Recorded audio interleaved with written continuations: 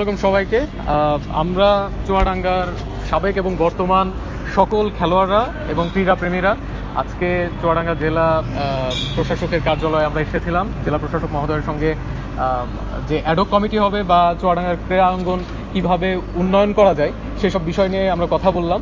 আমরা এখানে কিছু লিখিত প্ল্যানও আমরা প্রস্তাব দিয়েছি, যেগুলো আমাদের ক্রীড়া উপদেষ্টা মহোদয় বলে থাকেন যে আপনাদের যদি কোনো প্ল্যান থাকে বা কোনো ধরনের আপনাদের যদি পরিকল্পনা থাকে আপনারা সুন্দর লিখিতভাবে আমাদের কাছে উপস্থাপন করেন। সেইটার লক্ষ্যে আমরা একটা লিখিত অনুলিপি আমরা চুয়াডাঙ্গা জেলা প্রশাসক মহোদয়ের কাছে আমরা উপস্থাপন করলাম। এবং এর সাথে আপনারা জানেন যে আমরা 9 দফার দাবিও কিন্তু আমরা রাখতে চাচ্ছি।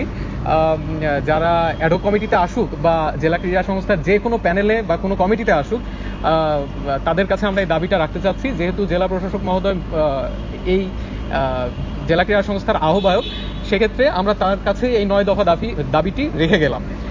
প্রথম দাবি হচ্ছে জাতীয় তালিকাভুক্ত খেলোয়াড়দের যারা ন্যূনতম 12 বছর ধরে নিজ জেলাকে প্রতিনিধিত্ব করেছে তাদের ভোটাধিকার চাই। একজন ব্যক্তির মালিকানাধীন একাধিক ক্লাব থাকতে পারবে না।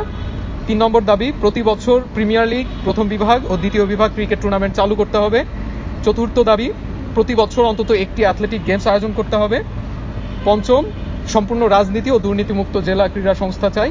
ষষ্ঠ দাবি, ব্যক্তি স্বার্থে জেলা ক্রীড়া সংস্থার কোনো কিছুই ব্যবহার করা যাবে না। সপ্তম দাবি, বছরের শুরুতে ক্রিকেট অ্যাথলেটিক্সের বাৎসরিক ক্যালেন্ডার, যেটাকে এফটিপি বলা হয়, তা তৈরি করতে হবে এবং তার বাস্তবায়ন করতে হবে। অষ্টম দাবি, খেলা চলাকালীন সময় খেলোয়াড়দের শতভাগ সুযোগ সুবিধা নিশ্চিত করতে হবে। এবং নবম, বয়সভিত্তিক দলের খেলোয়াড় যারা বর্তমানে জেলাকে জাতীয় বা বিভাগীয় পর্যায়ে প্রতিনিধিত্ব করছে, মানে রানিং যারা আছে, তাদেরকে ব্যক্তিগত অনুশীলনের সুযোগ সুবিধা দিতে হবে।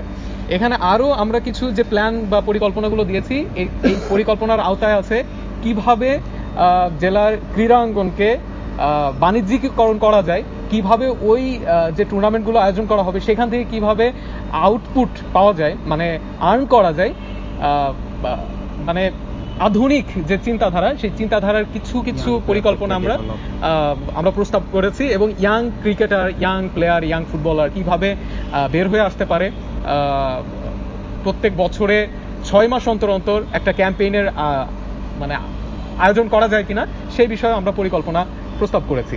আশা করছি জেলা প্রশাসক মহোদয় আমাদের এই পরিকল্পনা এবং এই দাবিগুলো যথাযথ মূল্যায়ন করে দেখবেন।